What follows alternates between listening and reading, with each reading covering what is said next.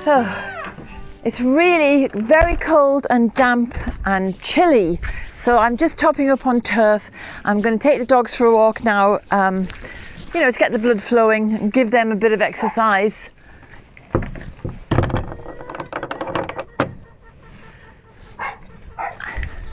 And don't forget, this week we're visiting Con again, and he's going to tell us about his new book, which is all about Ogham, an ancient Irish script. Come on, dogs. Okay, go. Hey. Woo. Come on.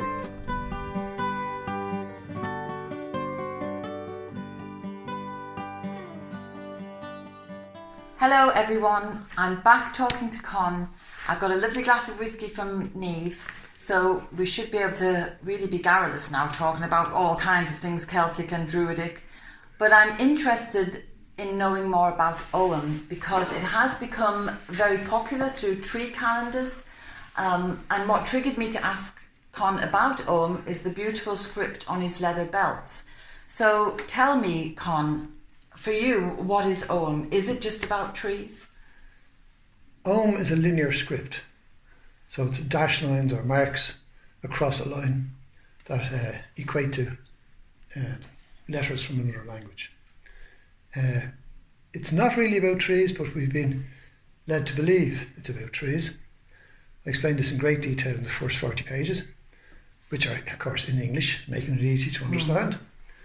And then I progressed to reclaiming the script for the modern era, through which I teach in triads.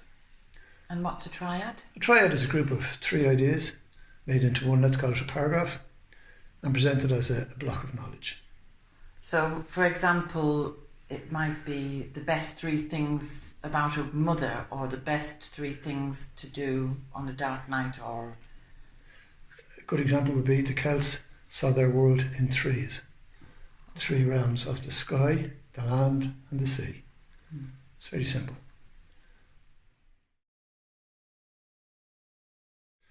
Ogham is dated at its earliest inception to the Tuatha De Danann, the people of the goddess of the tribe of Danu. And one of the senior members, called Ogham, who was brother to Lu and to Dagda, created this script so he could keep the rustics apart from the learned men. The earliest known use of Ogham, or so we're told in the Catholic written works, was by Ogham to his brother Lu. His other brother, of course, is Dagda. It was on a birch stick like this, which has 7 notches carved on it, and each of these notches represents a bee, a behe, or skelge, or birch in English.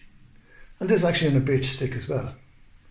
So we're told that this is the very first one that was ever created, a message. How it works, I don't know. How it translates to what the church told us it translates to, can't prove. But this is supposed to have been the very first example of the use of Ogham on a stick, and it's a linear scratches. Mm-hmm. These are all cut out with a knife. Right, but they always have just used twigs and sticks. Twigs would have been very handy, very available. Yeah. And later in the book, in the same book, the Book of Ballymote, we're told how to read Ogham. And maybe this is part of where the association with it's a tree or a forest alphabet. You approach birch and you approach Ogham as if you're approaching a tree. So these would be the 2 feet. So you stand in front of it and look at it. And these scratch marks would be to one side, the linear script.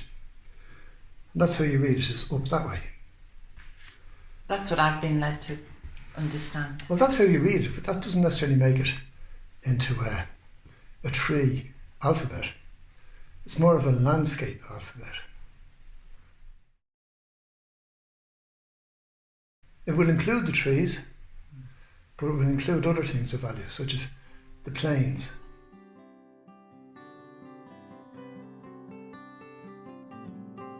the mountains,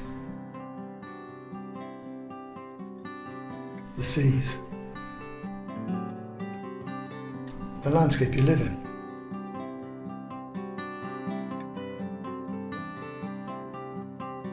So it was a living calendar.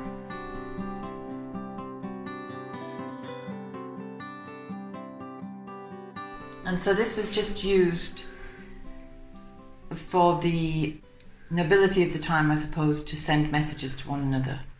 That's what we're told by those who wrote it down. And they wrote it down thousands of years after it's supposed to have happened. Yeah. The Celts were communicated their heritage through oral histories and stories. They didn't really write anything down, so we're told. So when they've created this Ogham alphabet, it must have had possibly spiritual or mystic aspects to it. It could have very far-reaching uses.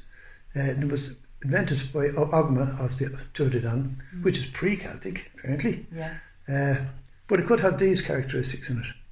This particular one says 7 bees. Now, how that means anything in particular, I don't know. But if I give it to you this way, it could mean something very different. If I gave it to you this way, Yeah. or if it was right-handed to you, or to where the sun sets in the west, that could imply it's going away, or I see. this might imply that it's coming towards you. All of that we don't know. So what we're told today is via the Catholic Church and then via 19th century mystics. Yes, and before that, in the 1600s, by a man called O'Flaherty, he wrote a particular book which included a short bit about Ogham. Robert Graves, the man who made it all very famous, and created the tree zodiac and the tree calendar. All that he takes from O'Flaherty. See, all this is very complicated. It's all explained in great depth in the first 40 pages of the book. Those pages are in English. After that, we go back into the use of Ogham, and I use it as a means of teaching. Okay, so we're buying these 2 books, Hooray. but anybody else can get them from your website. And what's interesting about the book is, apart from the first 40 pages that explain the history and the way it's presented generally today, it's also written in Ogham, so you have to learn to translate it. Well, any student seeking knowledge, higher awareness, has to do some work. So what is in the book then? If people are going to translate it, what kind of higher knowledge will they get? Perspectives and awareness from outside of the normal social living. Okay. This is the I like to think of it as the deeper stuff. Okay, the deeper stuff. And some of the triads in this book are old, and some of them are modern, that you think are suitable for this modern age.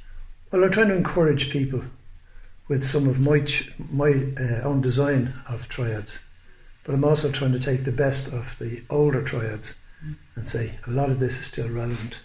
Oh yeah, because it's universal truths, really, isn't guiding it? people towards the right relationship and deeper understanding and appreciation of the true values in life. Okay, so this book could be suitable for somebody who's on a personal spiritual path, a nature spiritual path, who are wanting to connect with their heritage and also who want to connect with their own higher selves. Absolutely. One particular man who's Irish but living in England got a copy of the book for himself, and his 12-year-old son took it over. Oh, good. So there's a picture of him up on the website. For people who are actually searching for something that has good value that they can use. Right. And so, you being a Druid, would you say there's Druidic principles in here as well? I tried to wind in Druid philosophy and higher awareness. All of the things that make the world work better. I tried to include as much of that as I could in what I've written.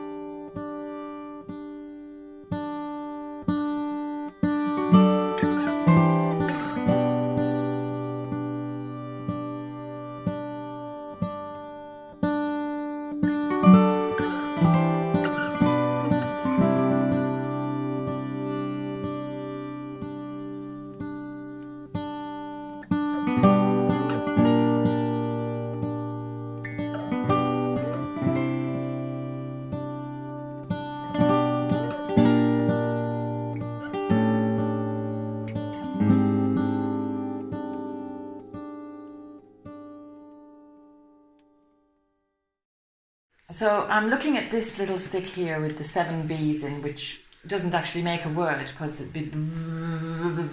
So how would I write my name on a stick? Good question. I've written it out for you already. Oh, wow. There's another birch stick, and I'll just turn it around for a moment. So, this would be your name in birch. Again, red from the feet or the roots up. Mm-hmm.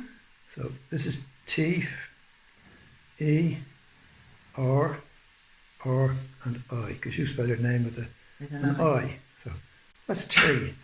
Wow. There's a gift for you. Oh, isn't that beautiful? I love it. I'm already thinking, where will I place it at home so that I can see it? Well, traditionally it would be either standing up Yeah. or facing that way, facing to the right. Oh, yeah. But there are examples of standing stones with the Ogham coming top down Okay, why would that be? and even left to right. Well, Do you have any... what's written on the standing stones was done by the church, Right. and they did a version of Ogham which translates to Latin, mostly into Latin, or their version of early Irish. Mm-hmm. So when they were writing on standing stones, they were trying to declare ownership of land and trying to declare the church is now in charge. Yeah, it's interesting, isn't it? Because the Celts would have held land in community. It belonged to everybody within the clan. And these standing stones, they're not Neolithic, so they're obviously more early Christian. In that the markings on them, I mean. The stones could be Neolithic. The stones could be. They're probably much older, but the markings would be... All the markings of Ogham and standing stones date from the early Catholic times here. There's about 400 or so known to have been inscribed with Ogham, and they're all inscribed by Catholic priests or Catholic scribes.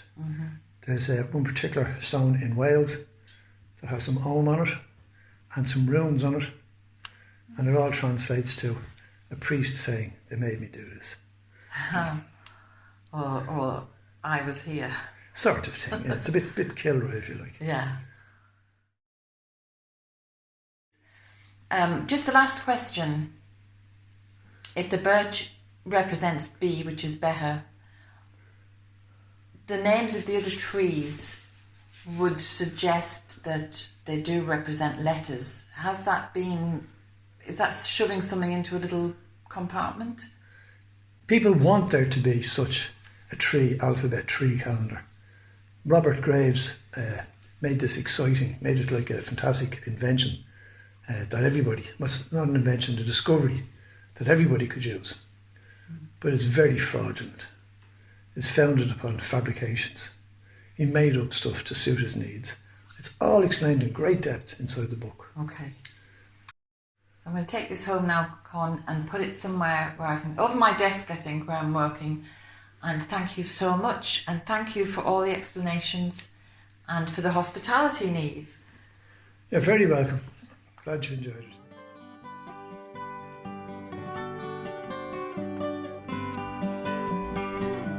I hope you enjoyed today's film. If you did, subscribe and hit the bell for notifications. And have a look at the website danusirishherbgarden.com for more information about us and about the herbal medicine courses I offer and the Wise Woman Way training. And if you go to the shop, you can find the books, the weed handbooks and other herbal goodies. And remember, we put a new film out every Sunday. So looking forward to seeing you next week.